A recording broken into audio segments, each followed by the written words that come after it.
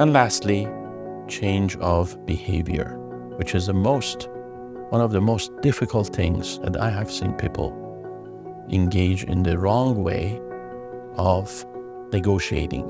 The best way of change of behavior is in a non-contingent manner, where a person simply changes their behavior unconditionally, without waiting for the partner to change their behavior.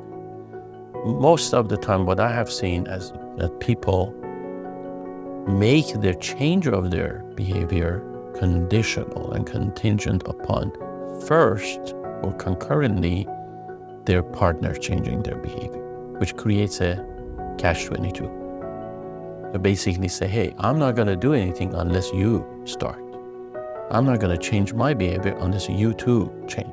Or if I have changed my behavior, you better change yours too. That really relies on something from social psychology, what we know more or less a bias or a cognitive tendency that human beings have, which is called the law of equity. So our mind gravitates, it's like a need, it gravitates toward that type of a proposition. If I do something, you better do it too.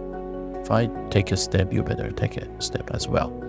Then the world makes sense. It's part of a greater concept of justice. Justice, equality, and law of equity, especially with relationships.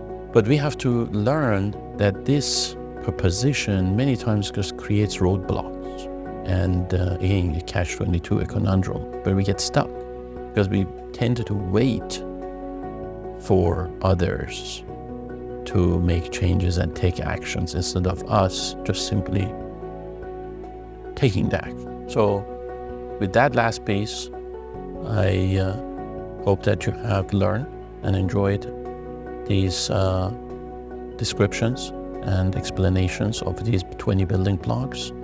They're very scientific building blocks, and they're building components of an effective communication that we call an effective dialogue.